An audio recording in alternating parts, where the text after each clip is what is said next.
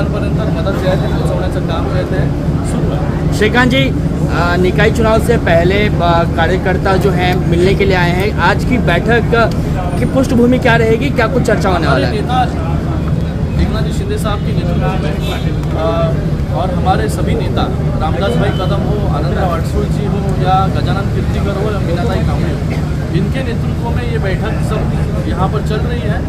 और मराठवाड़ा हो, पश्चिम महाराष्ट्र हो, उत्तर महाराष्ट्र या विदर्भ हो, आज पश्चिम महाराष्ट्र की यहाँ पर मीटिंग है. इसके पहले बाकी सब रीजन की मीटिंग हो गई. सभी पदाधिकारियों से, सभी नेताओं से, हमारे जिला प्रमुख हैं, तालुका प्रमुख हैं, उनसे जानने की कोशिश हम कर रहे हैं कि किस प्रकार से इस स्थानीय निकाय चुनाव की तैयारी हम सभी लोग कर रहे हैं. पार्टी कर रही है. पार्टी की ताकत कहाँ कहाँ मजबूत है, पार्टी को और ताकत हमारे पदाधिकारियों को कहाँ देनी है, तो इसके ऊपर पूरे दिन भर चर्चा होती है, डिस्कशन होता है. और मुझे लगता है कि आने वाले समय में शिवसेना की ताकत जो है और बढ़ेगी और महायुति के ज़्यादा से ज़्यादा नगर अध्यक्ष इस महाराष्ट्र में कैसे चुनकर आए, महापौर कैसे चुनकर आए और जिला परिषद के अध्यक्ष कैसे चुनकर आए, इसके ऊपर हम लोग काम कर रहे हैं.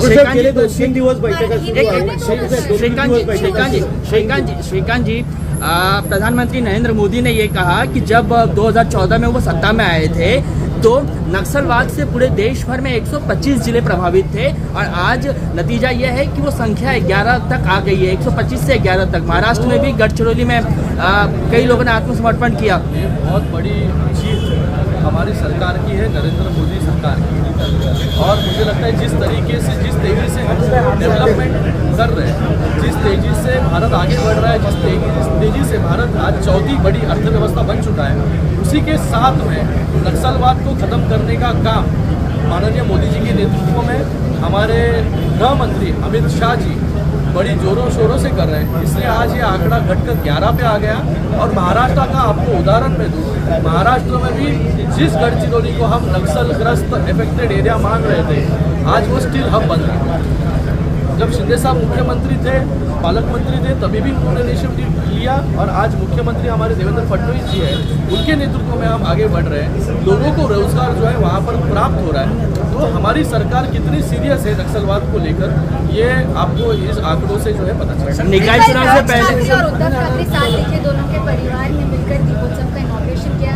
दोनों भाइयों का साथ आने पर शिवसेना पर क्या फर्क पड़ेगा लोकल बॉडी इलेक्शन? मुझे लगता है कि लोग बहुत समझदार हैं, बहुत समझदार हैं कि जिन मराठी वोटर्स के लिए, जिस मराठी लोगों के लिए इन्होंने कभी कुछ किया नहीं. जब पूरी ताकत थी इस मुंबई म्यूनसिपल कॉरपोरेशन में, 25 साल तक इन्होंने राज किया है यहाँ पर, लेकिन मराठी आदमी जो है वो गया, कर्जत गया, कसारा गया, बदलापुर गया, वो मुंबई से बाहर चले गया क्योंकि उसको घर की परिस्थिति, घर यहाँ पर नहीं मिले, घर लोग रीडेवलपमेंट में फंसे हुए थे, लोग ट्रांसिट में 14-14 साल रहे थे. कभी इनको मराठी लोगों की याद नहीं आई. मराठी आज मराठी के नाम पर ये दोनों लोग साथ में आ गए. मुझे लगता है लोग बहुत होशियार हैं. आज लोगों का घर का विषय देखिए, किसी भी मध्यम वर्ग का एक सपना होता है कि हमारा खुद का घर हो, छत.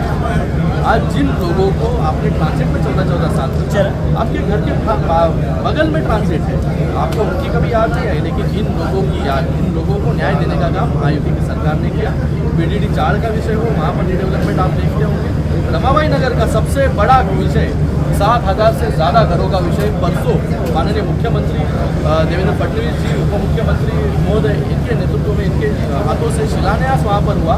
और इसकी पूरी जिम्मेदारी सरकार ने संजय पहले कभी भी मराठी लोगों की याद इनको नहीं है. तो लोग बहुत समझदार हैं कि कौन हमारे लिए खड़ा है. और लोग इसका रिजल्ट जो है, जैसे विधानसभा में लोगों ने रिजल्ट दिया महायुति को, वैसे ही BMC और बाकी स्थानीय चुनाव में महायुति के साथ लोग. केंद्र सरकार नक्सलिज्म को खत्म करने के लिए सीरियस है, लेकिन कांग्रेस सरकार RSS को खत्म करने के लिए लगातार डिमांड कर रही है. कर्नाटक में RSS बैन सामने है, जहाँ पर RSS की शाखा में अटेंड करने के लिए एक ऑफिसर को सस्पेंड कर दिया. देखो, मुझे लगता है कि जिस तरीके से RSS को या हमारी महायुति जिस तरीके से काम कर रही है, कांग्रेस को हमेशा कई सालों से वोट बैंक की राजनीति पर उन्होंने राज किया, काम किया, इसने छोड़कर आए. आज डायनामिक्स बदल, लोग समझदार हो, इनसिक्योरिटी लोगों की. संजय राउत का बयान है, अरे जाने दो उनको यार. साहेब, गेले 2-3 दिवस तुम्ही आढावा घेत आहे. अनेक ठिकाणी इच्छुक भरपूर प्रमाणात आहे. त्याचं प्रेझेंटेशन ते तुम्हाला येत आहेत. अडचणी येत आहेत का नक्की मिळवायचं, कारण भरपूर इच्छुक आहेत. ते वाद वाढत आहेत आपण नाही, वाद वगैरे काही नाही. ह्या बैठकीचा जो उद्देश आहे हे जाणून घेणं आहे की कुठल्या कुठल्या नगर परिषदेमध्ये किंवा जिल्हा परिषदेमध्ये ताकद आपली आहे, कुठल्या कुठल्या इथे लोकांना जे युती करायची आहे. काही लोकांचं म्हणणं असतं की बाबा स्वतंत्र लढलं पाहिजे, काही लोक म्हणतात की युतीमध्ये गेलं पाहिजे. तर या सगळ्यांचा आढावा जो आहे तो घेण्याचं काम आम्ही लोक करतो आणि अल्टिमेट निर्णय जो आहे हा मुख्य नेते एकनाथ शिंदे साहेब घेतात. पण जेव्हा इच्छुक भरपूर असतील आणि असे प्रसंग येईल त्यावेळी कशा पद्धती सिच्युएशन हँडल बघा, करतात, रूट लेवलचे कार्यकर्ते इन्व्हॉल्ड असतात या निवडणुकीत. नक्कीच ह्या ज्या निवडणुका आहेत या कार्यकर्त्यांच्या निवडणुका आहेत. कार्यकर्ते गेले अनेक वर्ष थांबलेले आहेत की निवडणुका कधी होईल. आज निवडणुका लागलेल्या आहेत, तर कार्यकर्त्यांचं जे म्हणणं आहे हे म्हणणं देखील जे आहे हे पूर्णपणे ऐकलं जातं आहे आणि त्याची नोटिंग करून जे आहे ते शिंदे साहेबांना सांगितलं नाही. आणि नक्कीच जे कार्यकर्त्यांना लोकल लेवलला पाहिजे त्याचा देखील विचार जो आहे तो पक्ष मुंबईमध्ये किती जागांचा प्रस्ताव आपण ठेवलेला आहे, किती जागा अपेक्षित आहेत? चुकीच्या माणसाला तुम्ही सर महानगरपालिका में क्या गणना में ऐसा पड़ेगा क्या तो है आपने भी वापस वो सवाल जो है दोबारा पूछा. मैंने थोड़ी देर पहले उसका उत्तर दिया. कुछ लोगों को सपना जो है देखने की आदत है, सपना देखते नहीं और 3 महीना है जानेवारी तक इलेक्शन खत्म हो जाए. डॉक्टर साहेब याच्यामध्ये गेले काही दिवसांमध्ये ठाकरे काँग्रेसबरोबरची चळवळ आणि तिथे आता मनसे येतात. म्हणजे एका बाजूला एक मित्रपक्ष जरी वाढत असला तरी अंतर्गत एकमेकांच्या विरोधात ते पत्रव्यवहार देवीपर्यंत पोहोचत आहे. तक्रार केली. या सगळ्या बघा, काँग्रेसच्या वोट बँकवरती